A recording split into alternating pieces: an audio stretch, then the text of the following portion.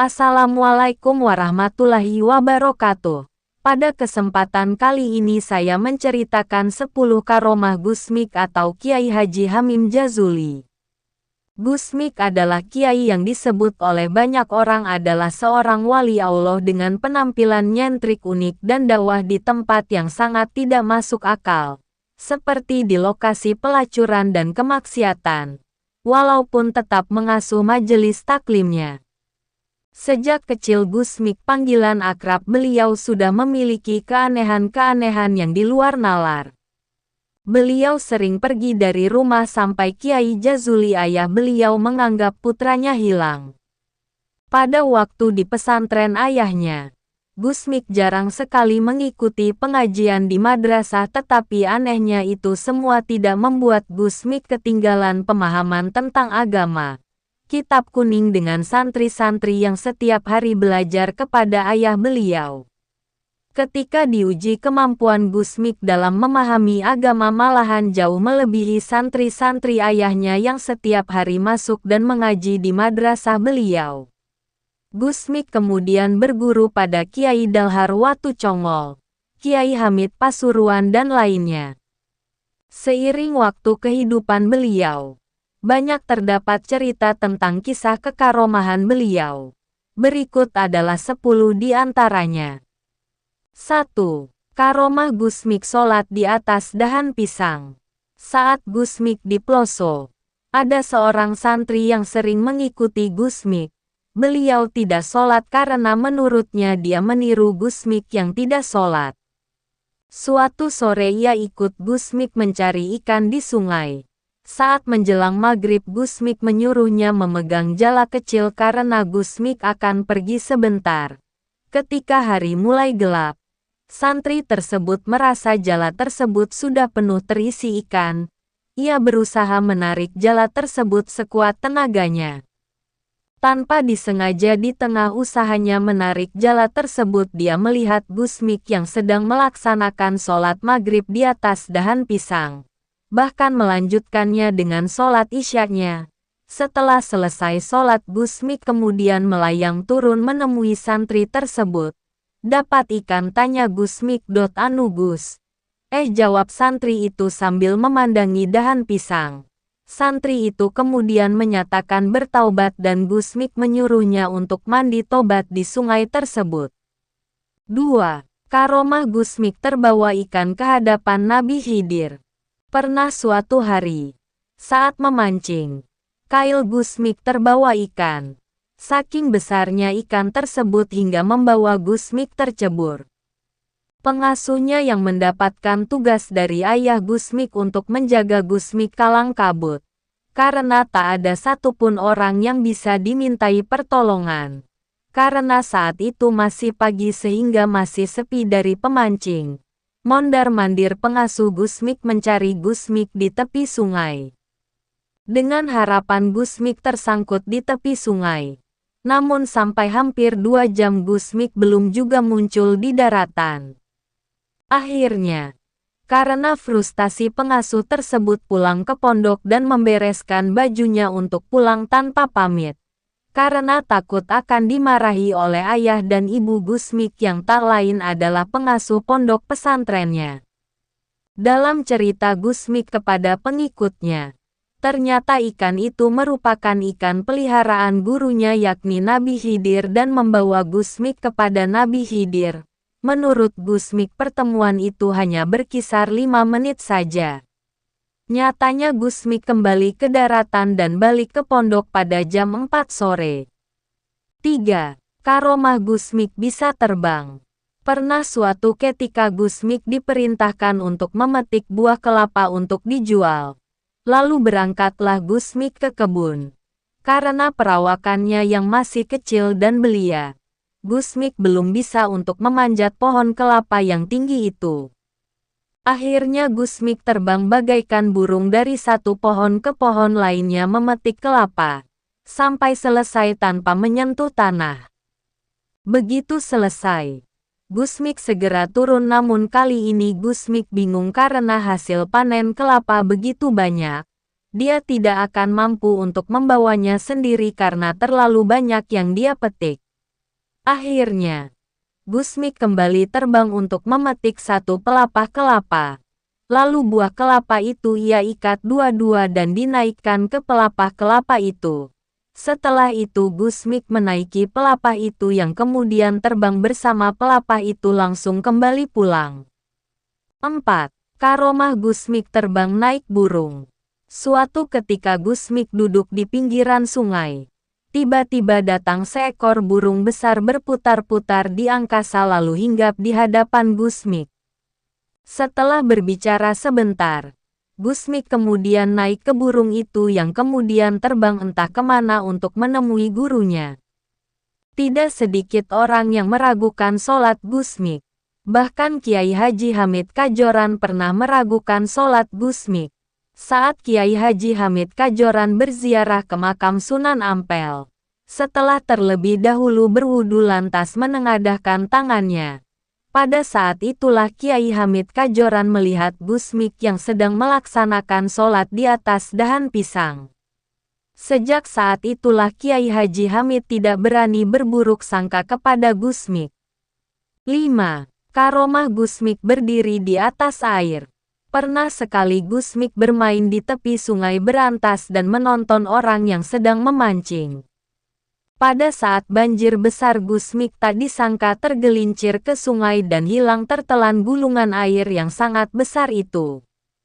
Sampai beberapa jam, santri yang ditugaskan ayah Gusmi menjaga Gusmi mencari di sepanjang pinggiran sungai. Dengan harapan Gusmik tersangkut atau bisa berenang ke daratan. Tetapi malah Gusmik muncul dari tengah-tengah sungai yang airnya sangat besar, berdiri dengan air hanya sebatas mata kaki. Karena saat itu Gusmik tengah berdiri di atas punggung ikan yang sangat besar, yang menurut Gusmik itu merupakan ikan peliharaan gurunya, yakni Nabi Khidir alaihissalam.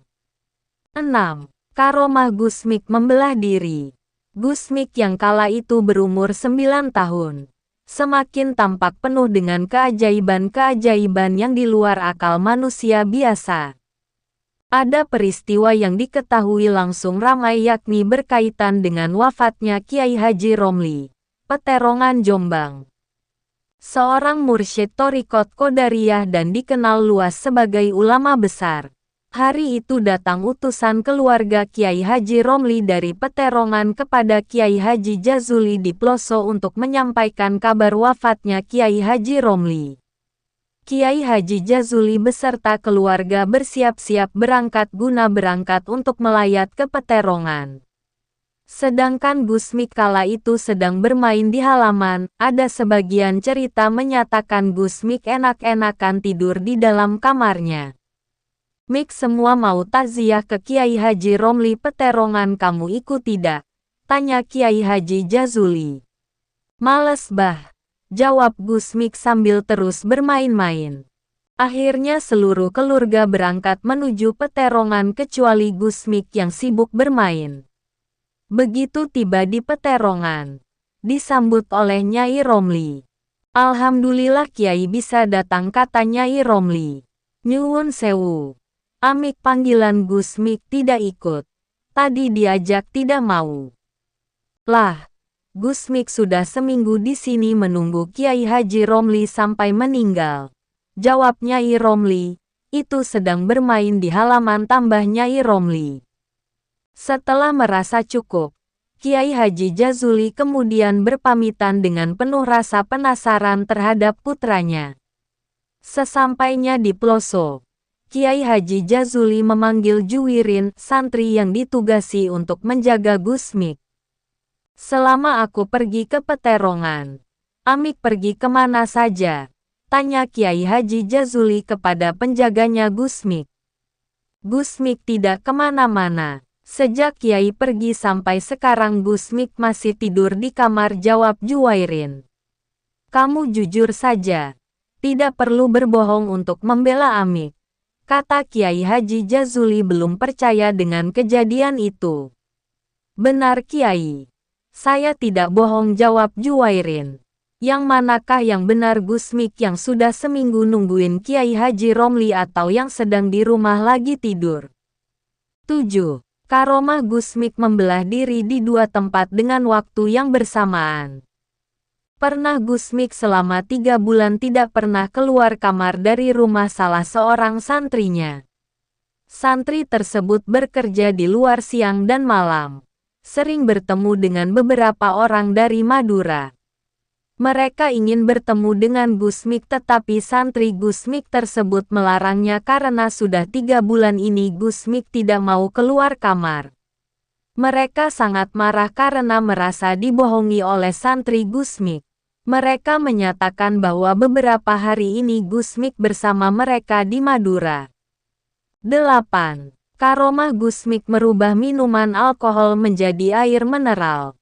Seorang pemilik sebuah rumah makan di Perak, Jombang pernah bercerita bahwa suatu ketika pernah Gusmik menantang beberapa para peminum minuman keras kelas berat ke warungnya untuk berlomba meminum alkohol sebanyak mungkin. Gusmik minta disediakan beberapa kerat minuman alkohol. Mereka kemudian minum termasuk Gusmik dan terus minum sampai menghabiskan banyak botol. Sampai para peminum kelas berat telah mabuk dan menyerah di hadapan Gusmik. Gusmik masih dengan santainya menikmati botol minumannya. Setelah Gusmik dan para peminum pergi, pemilik warung itu memberesi botol-botol yang berserakan di meja para peminum tersebut.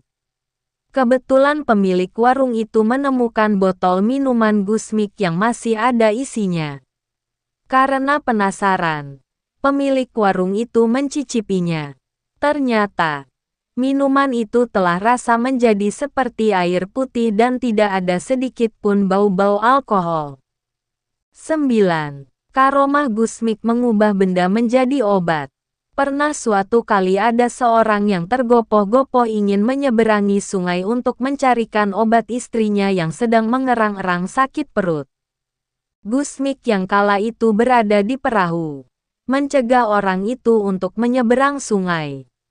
Lantas Gusmik kemudian mengambil lumpur sungai dan membentuknya menjadi butiran kecil sebesar jagung. Gusmik berpesan, "Bila sudah minum ini masih sakit, cepat temuilah saya dan marahilah saya. Saya akan tetap di sini." Maklum orang bingung. Dalam keadaan terdesak karena sakit istrinya, Gusmik juga pernah menjual butiran tanah liat yang dibentuk seperti obat di pasar. Yang pasti bismillah. Membaca cerita dari ulama, tanpa disadari akan membuat kita menjadi termotivasi untuk menjadi lebih baik lagi, yang tentunya berasal dari Allah. 10. Karomah Gusmik bersama harimau. Pernah suatu ketika Gusmik yang baru bisa merangkak dibawa ibunya ke kebun untuk mengumpulkan kayu bakar. Tanpa diduga muncul seekor harimau dari semak-semak. Ibu Gusmik yang mengetahui hal itu langsung lari hingga lupa untuk membawa Gusmik lari bersamanya. Begitu sadar betapa terkejutnya sang ibu karena telah meninggalkan Gusmik. Ibu Gusmik lalu kembali dengan harapan harimau tadi tidak memangsa Gusmik. Sang ibu akhirnya menemukan Gusmik yang di depannya berdiri harimau yang sedang menjilati kukunya seolah-olah sedang menjaga Gusmik. Subhanallah, mungkin cukup sekian saya menceritakan karomah-karomah Gusmik atau Kiai Haji Hamim Jazuli. Jika ada salah kata saya memohon maaf yang sebesar-besarnya. Wassalamualaikum warahmatullahi wabarakatuh.